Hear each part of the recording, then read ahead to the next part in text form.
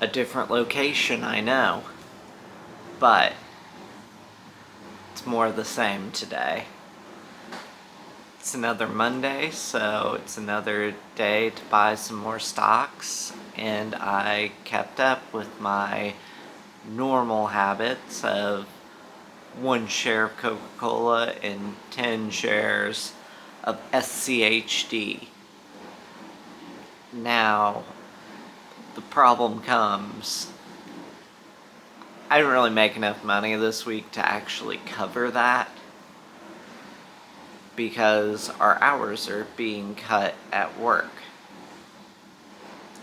dramatically, like going from my normal like 32, 38 hours a week to I got like 20. And I'm the assistant manager, so that's fun. Like, nobody was over 32 hours, not a single one of us, so I'm DoorDashing as well, because why not? If I have 3 days off and I'm working these 6-hour shifts, I might as well DoorDash on my days off and try and just kind of balance that out a little bit. And so at least I can cover my stock investing without going, less in my checking than what I had the prior week. So that's fun. And I mean, it is kind of cool that, like, you can DoorDash, you can sign in, and some days it's so random though. One day I made $9 an hour, which was horrible. A more consistent ones are making like $12, $13 an hour. Sometimes I pull 16, which that's kind of what I've heard a lot of people get on average. But then there's some days I pull like $20 an hour, and that's more than I make in my job. So it's kind of hard there's no consistency, but it's kind of fun for a bit until it gets stressful when you're just sitting there waiting and doing stuff and traffic's horrible and people are driving like crazy out there. So, I don't know, I kind of like DoorDashing, but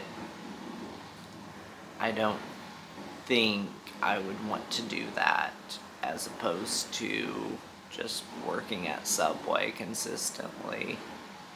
I don't know, it has a lot of positives, but it has some negatives, and I'm just not quite comfortable enough to just go all in and go 40 hours a week DoorDashing, but it's pretty cool to do 5 to 15 hours a week. I'm fine with that.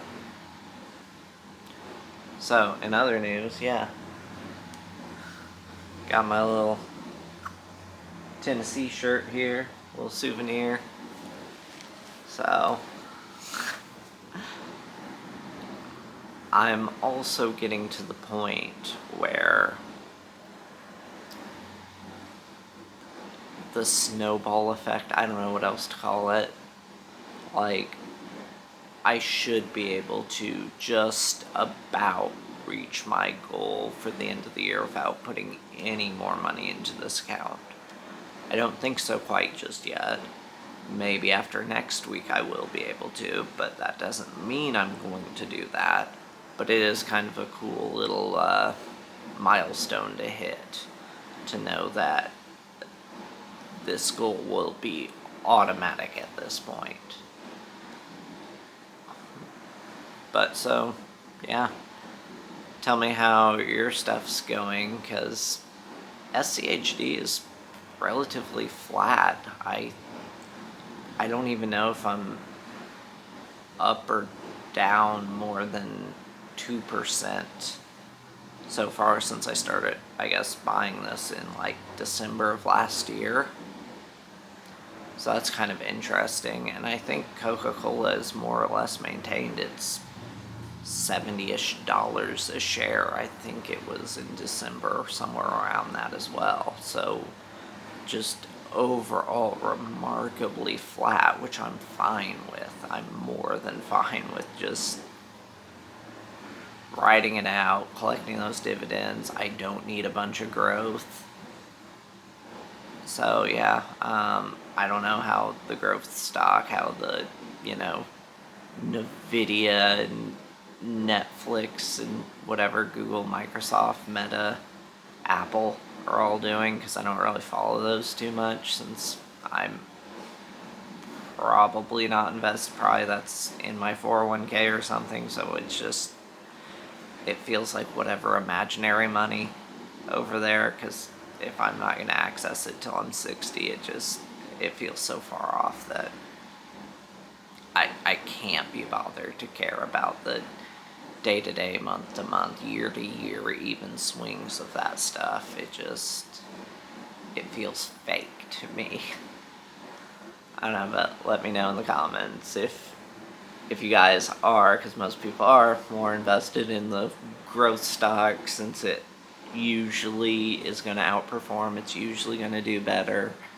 It is the smarter investment, usually, and how those have been doing over these last 6 months or more if you care. So that's all I got. Thanks.